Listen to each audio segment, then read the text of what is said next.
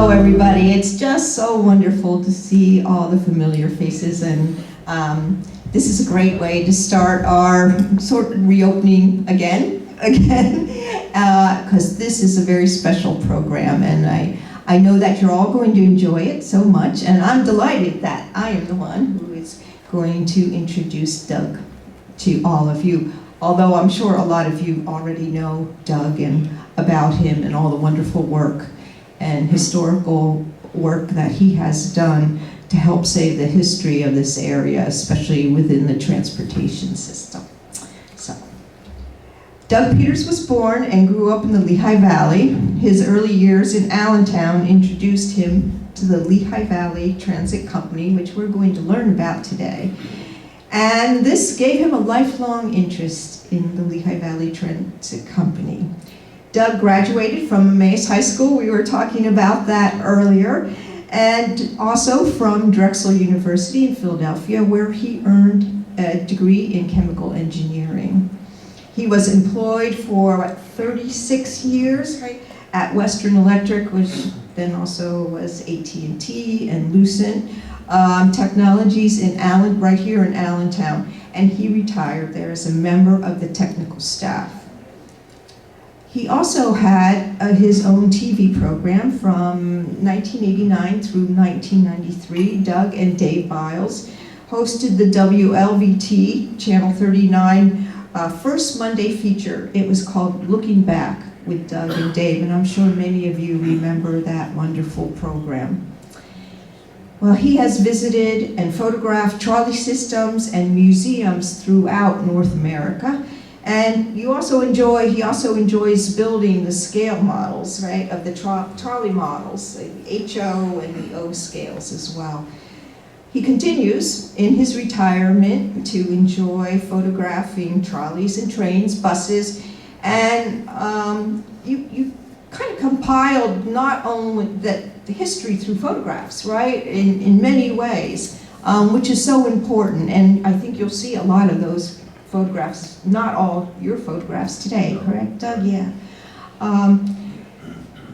So Doug also is the author of 2 books, and I just wanted to show these to you. They are wonderful books. It's a wonderful way to learn the history. This is Lehigh Valley Transit, color photographs and text, and this is a Lehigh River Valley trackside with Randolph Culp. So these are 2 of his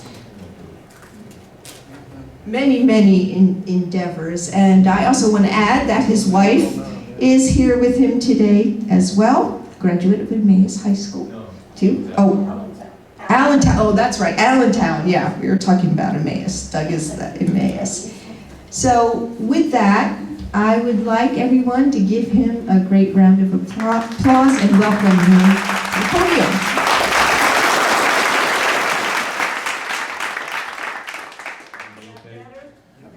Yeah, we'll start with a capsule history of the transit company. It was formed in 1905.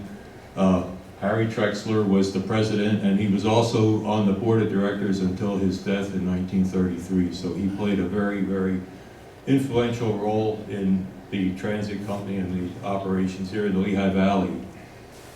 The peak of the system was around 1920, when there was over 200 miles of track, and 67 million passengers were served at that time. Now, the private automobile started becoming more and more popular during this time period, and that resulted in the ridership decreasing. And in 1925, the company established a subsidiary company, the Lehigh Valley Transportation Company, in order to provide bus service. And as I noted on there, the first bus operation was a shuttle route over the Hill-to-Hill Bridge, and then the first Allentown bus route was Turner Street in 1926. By 1933, the Depression had hit, and that also further reduced ridership, and a lot of the longer suburban lines and some of the city lines were converted to bus. There had been a study to completely convert everything to bus, but fortunately that didn't happen, and the decision was made in 1938 to rehabilitate the remaining trolley lines and rehabilitate the equipment, and that was called the modernization program. We'll talk about that a little bit later in the program. It was just in time for World War II, and the system was really in great shape for that, and ridership really boomed. And by the end of the war, the system was again starting to get worn out, so it was decided then that they would convert to bus. And that was finally done in 1953. And at that point, Lehigh Valley Transit Company became an all-bus system. And ridership kept declining, and finally in 1972, Atlanta had been formed actually in March of 1972 by the counties. Atlanta is the Lehigh and Northampton Transportation Authority, and that assumed ownership of the Lehigh Valley Transit Company on October 30th, 1972, almost 50 years ago. And finally, in August of '73, the transit company was officially dissolved. Let's look back first at the start of public transportation in the Lehigh Valley. The first start of public transportation was the horse car lines in Easton. This was in 1866. This is a picture at Center Square of one of the early horse cars. Another horse car on Northampton Street, right at Center Square. 2 years later, the Allentown Passenger Railway Company was formed to provide horse car service in Allentown. An interesting thing to note here is that one of the stockholders was actually the Lehigh Valley Railroad. Horse car pictures in Allentown are very rare. You know, there aren't very many of them around. This is one, shows a horse car in the distance on Hamilton Street near 6th. Another picture of a horse car at Center Square, Allentown. The first electric line in the Lehigh Valley again was in Easton. In 1888, the Lafayette Traction Company built a line from Center Square, Easton, up to College Hill. By electrifying the lines, this allowed lines to expand more into the suburbs. So the Allentown and Bethlehem Rapid Transit Company was formed to electrify the horse car lines in Allentown and also expand the system.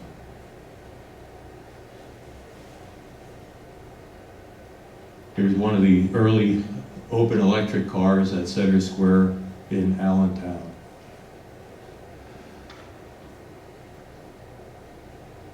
In 1891, one of the early cars on Hanover Avenue on its way to Bethlehem at the Rittersville Hotel. Remember, the east side of Allentown was once Rittersville. A competitor company came to be in 1893, the Allentown and Lehigh Valley Traction Company, and this was headed up by a gentleman by the name of Albert Johnson. The first line that he built was from South Bethlehem to Catasauqua by way of Fountain Hill and South Allentown. This particular picture is on Broadway in South Bethlehem. The system kept expanding. Here's a picture in Emmaus at the end of the line in 1898. That's actually, if you went there today, that would be Broad Street just west of 7th. By 1894, Johnson had gained control of the Allentown and Bethlehem Rapid Transit Company.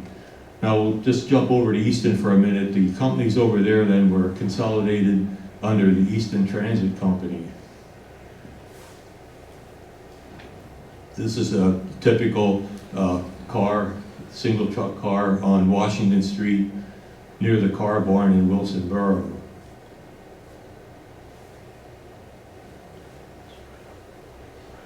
By 1899, Johnson consolidated his holdings as the Lehigh Valley Traction Company, and he had big plans on expanding the system even further. He was planning to extend lines to Scranton, to Reading, to Philadelphia, and to New York. In order to do this, he had to purchase new cars, and he purchased 75 double truck cars from the St. Louis Car Company in 1901. Unfortunately, just about the same time, he passed away. Also included in that order was one private car called the Electra, and this particular picture was taken at the South Allentown car barn, which was at the foot of Lehigh Street.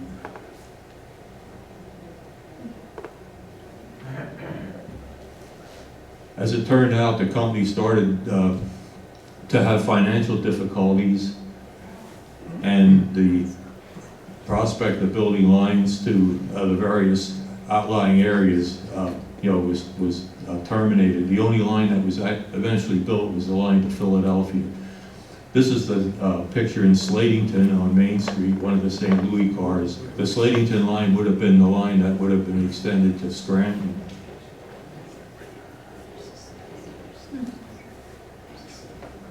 We're in Sellersville here on Main Street. This was the one line that was built to, actually, it didn't actually go to Philadelphia. It went to just the outskirts of Philadelphia. It went to Erdenheim, which was just outside the Chestnut Hill area of Philadelphia. Okay, the company declared bankruptcy in 1903 and struggled until 1905 when Harry Trexler and his associates came to the rescue. They purchased the bankrupt company in July of 1905 and reorganized as the Lehigh Valley Transit Company. Their goal was to upgrade and expand the system and to make it one of the most outstanding companies in the United States, which I really believe they did. One of the first things that he did, or the company did, was to build a new power plant, which was opened along the Lehigh River on Front Street at the foot of Linden Street. This was to supply the electric power, sufficient power to power all the cars. Another thing that was needed is a new car barn. A car barn was constructed at 14th and Gordon Streets. And this building still exists today. And associated with that was a new office building at the corner of 14th and Gordon. And that building is still there today too. The St. Louis cars continued to provide much of the service on some of the city lines and also on all the suburban and the Philadelphia line. This was St. Louis car at 17th and Chew. That's the Allentown Hospital that you see in the background. This was taken at the terminal in Erdenheim, just outside the city limits of Philadelphia. When you got here, you would be able to transfer to trolley cars of the Philadelphia Rapid Transit Company to continue your journey into Philadelphia.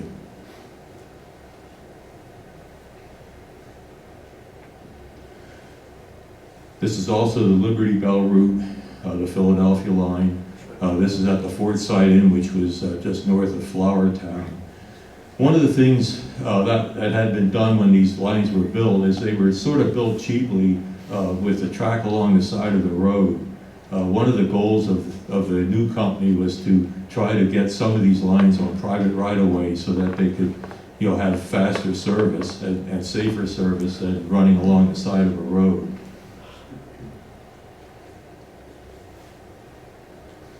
In 1910, new city cars were purchased. These were convertible cars that could be used as open cars in the summertime and then closed cars the rest of the year. So they would just put panels in here to close it off. Trolley freight was introduced in 1908. And it served many of the towns and cities in the area.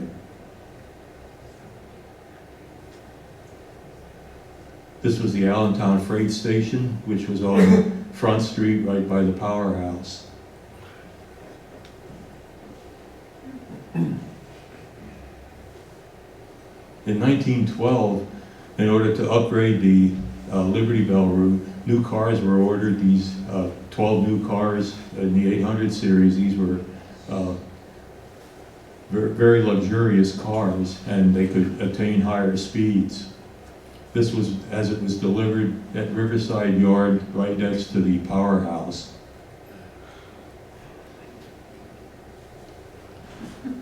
December 12th, 1912, it's an easy one to remember, 12-12-12.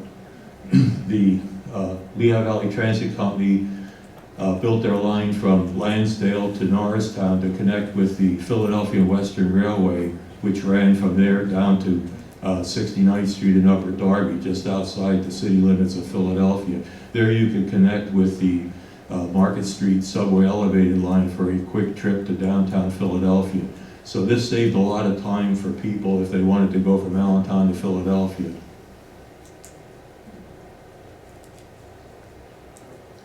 The company highly publicized this service. This was a copy of a lantern slide that was shown in movie theaters at that time. For $1. A lot of money back then. Also publicized was service to the Delaware Water Gap. Actually, this started back around 1908.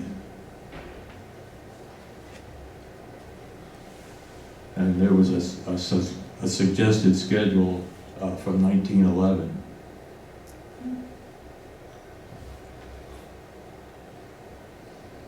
This was a car that was in that service, one of the St. Louis cars. This is at Lansdale.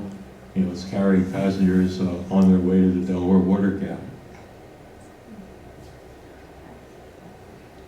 This was the terminus in Portland, you know, where people had to connect to another trolley, or before that to a train to continue their trip to the water gap.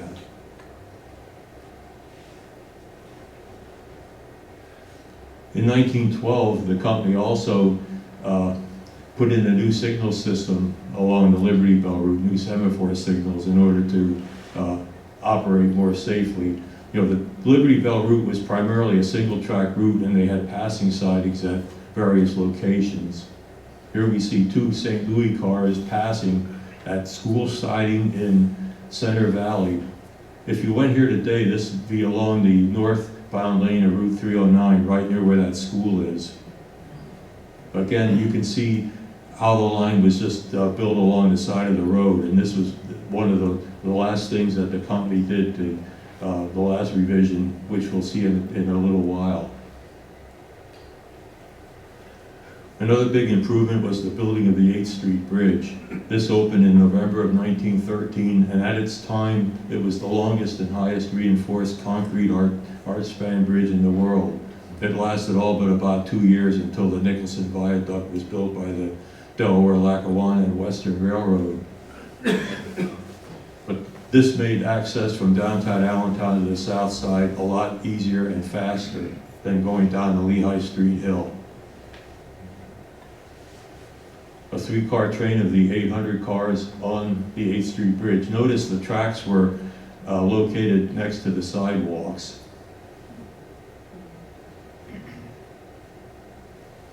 With the opening of the 8th Street Bridge, 8th and Hamilton became the transit center of Allentown. Previous to this, it had been 6th and Hamilton.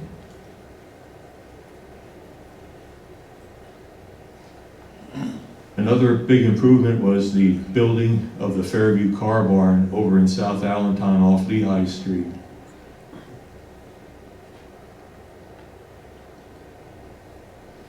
This is a view inside the building in May of 1914, shortly after it was opened. You know, today, this building is still used by Atlanta as their main bus garage and office complex. The St. Louis cars continued to provide service to the outlying areas. This was the end of the line in Macungie, right next to, on Main Street, right next to the Macungie Hotel. And that's where the Flower Park is today.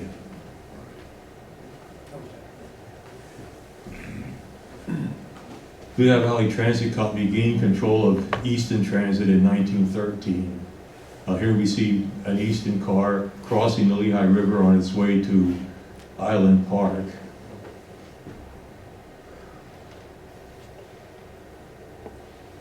Also service then was into New Jersey, Lehigh Valley Transit, by acquiring Easton Transit had service to Phillipsburg and Alpha.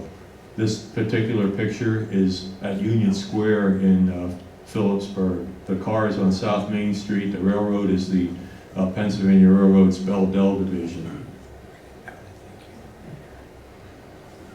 Around 1916 to 1918, there was extensive track work done, especially over in Bethlehem.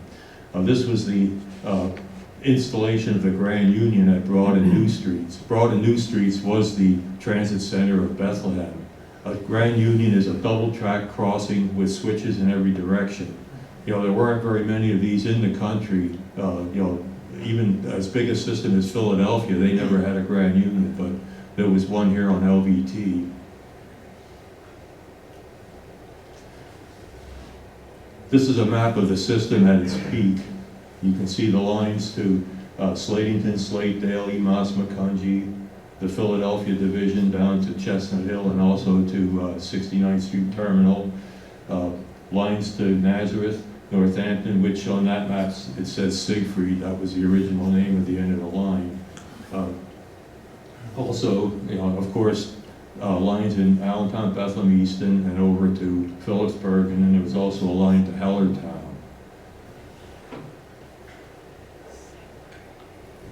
In 1918, the company began to purchase 39 double truck center entrance city cars, and these cars provided most of the city service actually up until the end of service in 1953.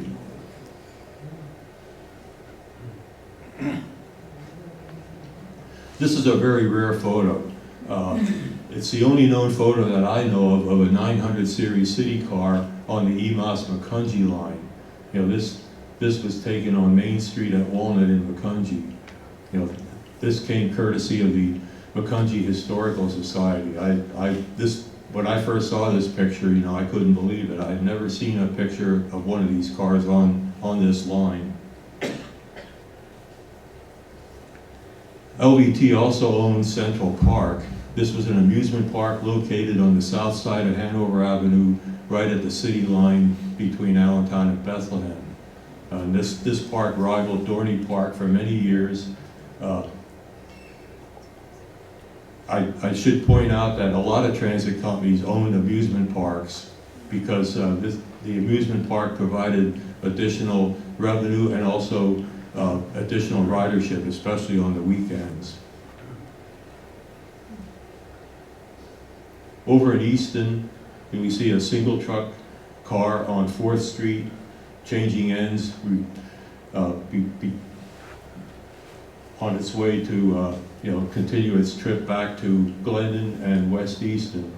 In the background is a Cincinnati curbside car of the Northampton Traction Company, which ran that was an independent company, and it ran service to Bushkill Park, to Tattamy, to Nazareth, to Soccertown, and to Bangor. A 214 series city car on its way up Smith Street Hill in Easton. Notice the mansions at the top of the hill. You can see automobiles are becoming more and more prevalent. This picture was taken around 1924, and it shows a St. Louis car returning from its trip to Slatington on 12th Street at Hamilton.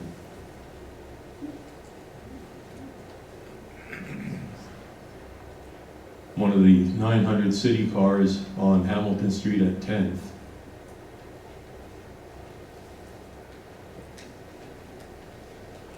One of the things the company tried to do to increase ridership is they introduced chair car service on the Liberty Bell route.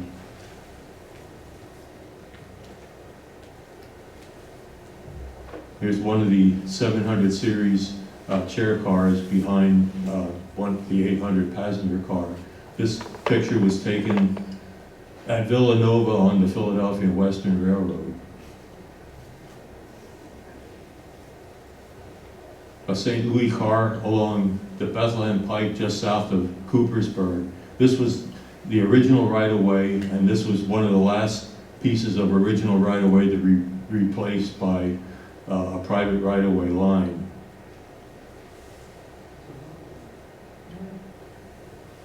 This is an interesting picture. It was taken in 1925 when they started building the new bypass. This particular picture is on Lanark Road, just north of Center Valley. The St. Louis car is on the original line, and the new line is there to the right. And this was built between just north of Center Valley to just north of Quakertown. And it eliminated all of that side of the road operation that had been the original line. This was the construction of that line near Zion Hill. The thing that I always got a kick out of on this picture is that they installed the overhead wire before they installed the track. I sort of thought that was like backwards. Soon after the line opened, this picture was taken of a St. Louis car, again near Zion Hill. The original line was over here where the pole lines are along the road.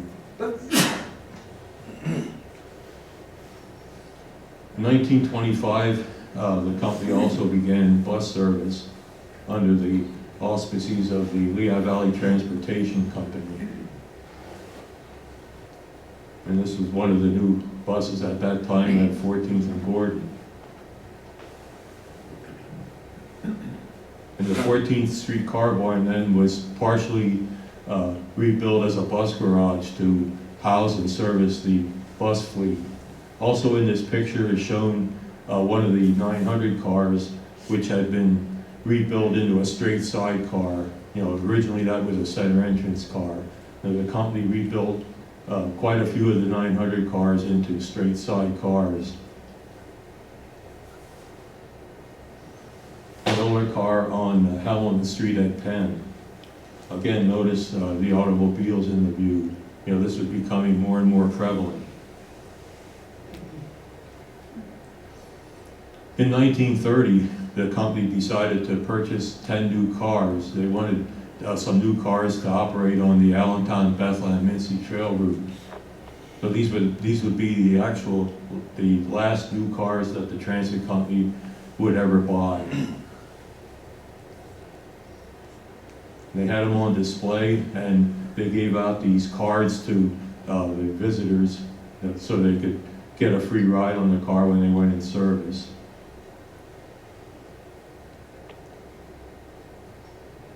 Here we see one of the cars on Hamilton Street near 17th.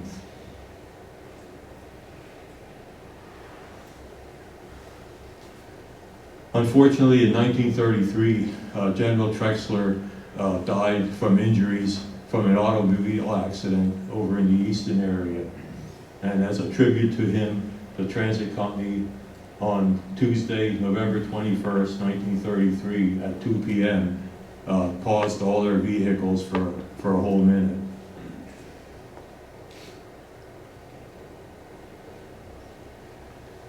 The company struggled through the Depression, never went bankrupt. They managed to stay physically solvent during that time. And by 1938, a decision was made to improve and modernize the remaining electric lines. Most of them anyway. And what they did is they renovated a number of the newer cars that they had, 63 of them. They bought 45 modern used cars from other properties and brought them in and rehabbed them. They rebuilt 5 freight cars, and they converted 3 passenger cars to freight cars. In the process, they scrapped 81 cars, and they also purchased 68 new buses.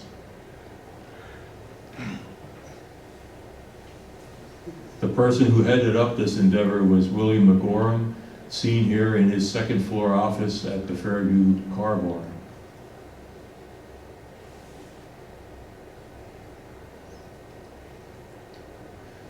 These two cars were formerly on the Cincinnati Lake Erie Railroad in Ohio, and they were to become the 1000 Liberty Bell cars. This car was a Cincinnati curbside car which had previously served on the Dayton and Troy Electric Railway in Ohio, and that would become an 1100 series Easton Limited. The picture was taken at the 13th Street Yard near 13th and Gordon. LVT had an open storage yard there for many years. And I believe that's where the new school is today. The transit company also advertised to sell car bodies, and a number of them were sold for other uses as diners and just storage units. Here's a view at Fairview Yard of a lot of the old equipment. Of course, the Allentown skyscraper is prominent there in the background, the PP and L building.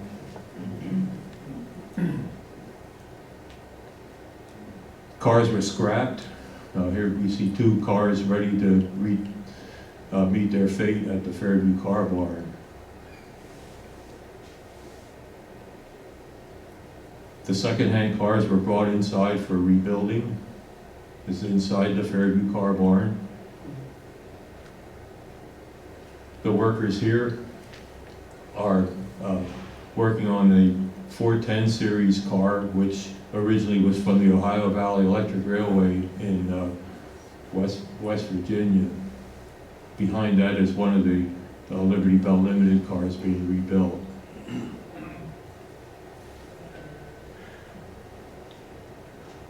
A view inside the Fairview Car Barn with some of the rebuilt cars. And the company did a lot of publicity on this. They tried to keep the public aware of what they were doing and what they could expect in the very near future. So this is one of their campaign ads.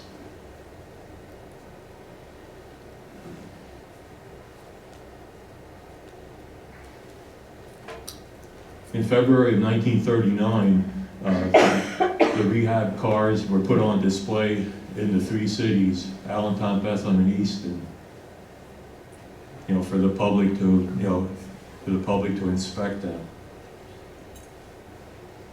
This was the scene at Center Square, Allentown, one of the 1000 cars, 1020, and one of the new Mack buses. And you can see the people waiting to go through the car.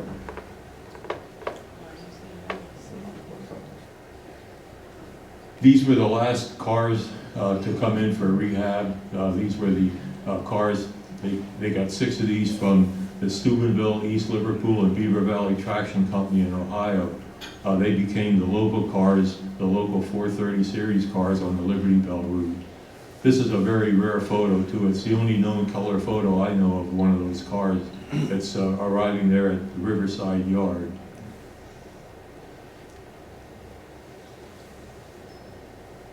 Car 1004, just soon after it was rebuilt. Unfortunately, this car suffered a fire in 1940 and was scrapped. That was the first car to leave the fleet. 69th Street Terminal, soon after the new cars started running there. Notice the third rail. The Philadelphia Western Railroad from Norristown to Philadelphia, that 69th Street, was a third rail operation. They had no overhead wire. So all of the Liberty Bell cars had to have third rail shoes in order to pick up the current to continue their trip. One of the casualties of the modernization program was that all of the city trolley lines in Easton were converted to bus. This picture was taken on the last day of service in November 4th, 1939, on Walnut Street at Ferry.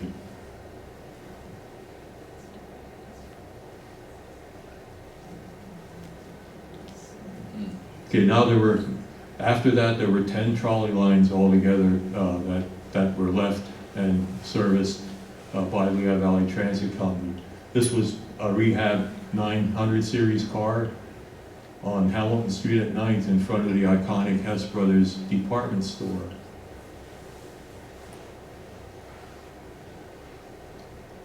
one of the 950 cars, which were really only about 10 years old. They were also rehabbed and repainted into this attractive paint scheme.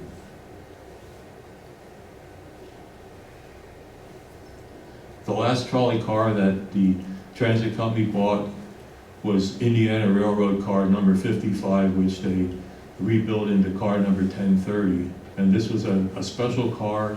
It was primarily bought to replace the 1004, which had been burnt and scrapped. The first service for this car was to provide a way for people to go from downtown Allentown to the Allentown Fair.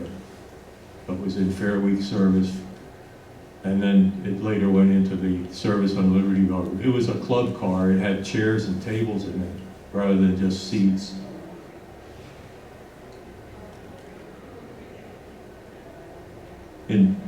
On September 28, 1941, the newly formed Lehigh Valley chapter and National Railway Historical Society chartered this car for a trip from Allentown to Easton, and then from Allentown down to Norristown.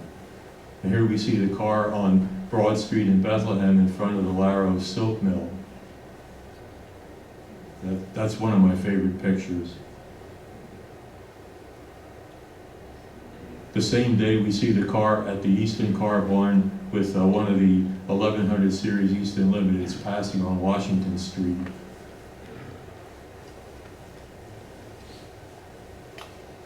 One of the new Mack buses on Chapel Avenue at 2nd Street in South Allentown.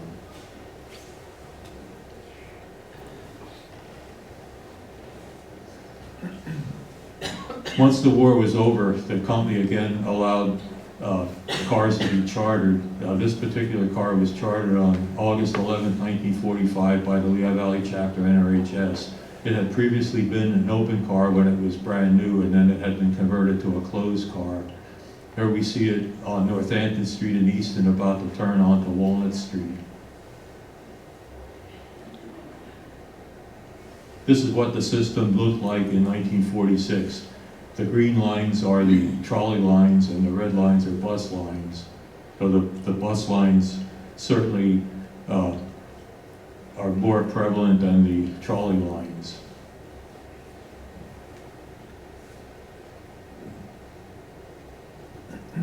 Car number 812 crossing the Market Street elevated line at 69th Street Terminal.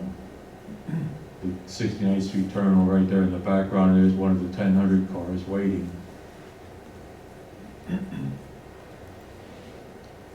Hamilton Street, Allentown, looking east from Center Square. This is in October 1946. Remember at this time, Allentown, certainly Hamilton Street was the shopping center, the shopping district for the Lehigh Valley. People came here from all over the area to do their shopping. And people here were, I guess, preparing for a parade. I haven't really been able to figure out exactly what the festivity was, but you can see all the people there, all the stores.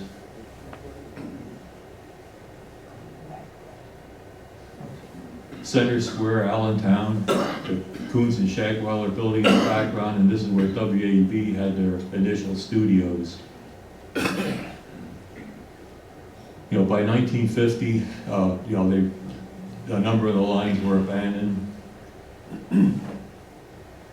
That was a Northampton car. This is the north end of the 8th Street Bridge. A lot of you might remember that the north end of the 8th Street Bridge was narrower because these homes were new when the bridge was built, so they built around it. Back around I think in the early 1970s, they widened that end when they tore those houses down. That's one of the 430 series Liberty Bell local cars.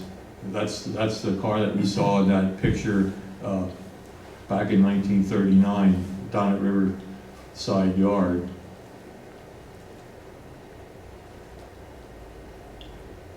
A Mack bus on St. John Street in front of the Good Shepherd home.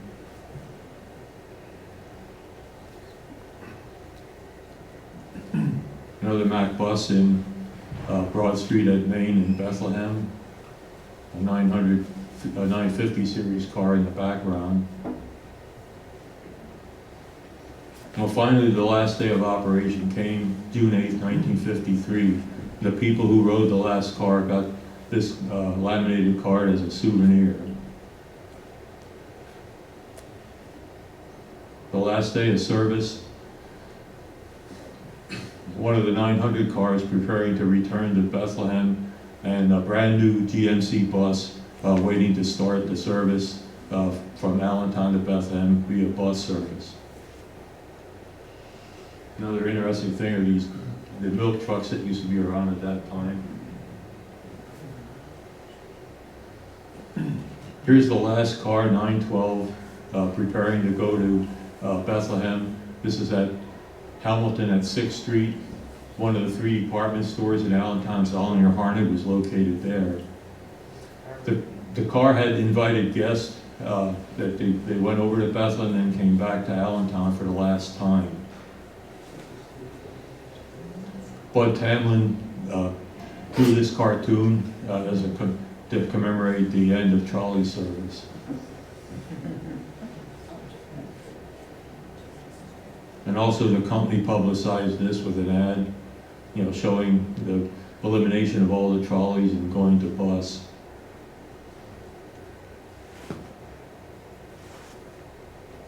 One of the new GMC buses that was bought for the Liberty Bell route at the ticket office on 8th Street near Hamilton.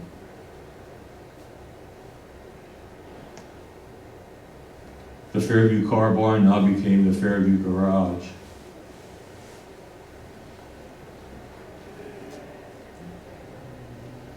A lot of you might think the wraps that you see on buses today is a relatively new idea. Well, this is back in 1954. One of the grill buses was painted and for the Freihofer Bakery. The location is out in Greenewalds. One of the Mack buses in front of the courthouse on Hamilton Street. I just thought that was a very attractive paint scheme, that red, white, and silver.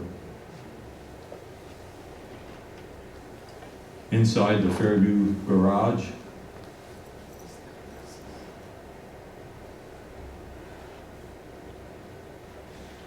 Here's a view of the Fairview facility in 1955. This is the original car barn. Here's the Fairview field. Here's the new maintenance shop that was built in 1952 to service the buses. And if you look up here in the left corner, you can see it looks like road construction. That was the construction of Ward Street to connect to the Ward Street Bridge, which a lot of people refer to as the 15th Street Bridge. But look at this is where the Regency apartments are today.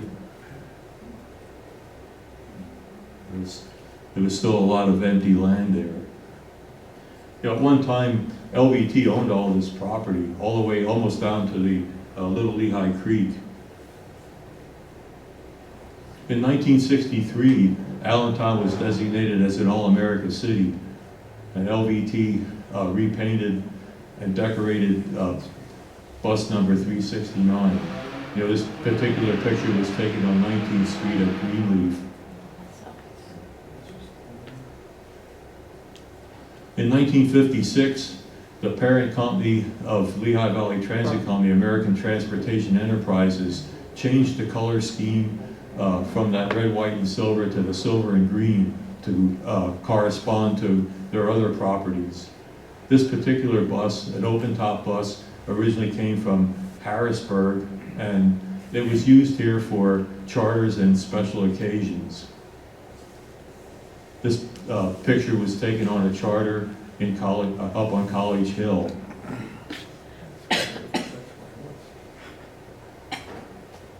One of the Brill buses, now we're getting to 1970, near the end of LVT service. You can see the equipment starting to get a little shabby. The company is really starting to feel the pain. This is on Hanover Avenue.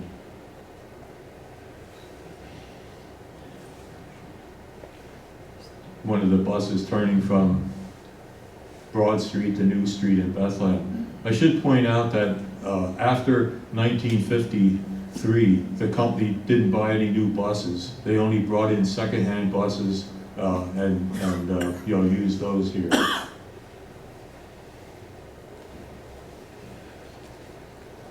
This was taken the last week that LVT was officially responsible for the transit. This is in October of 1972. This is on Broad Street in Emmaus. Originally, the EMOS trolley line ran right down here, and that early picture that I showed was down here at just past 7th Street.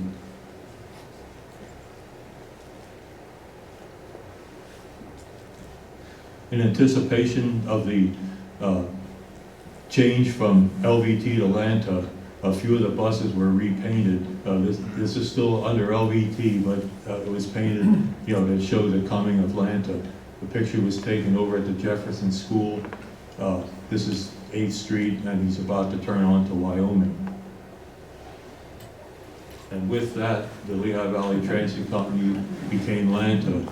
And remember, it's like 50 years ago now. The Lanta's 50 years old this year. It's hard to believe all this time has gone by, but time flies.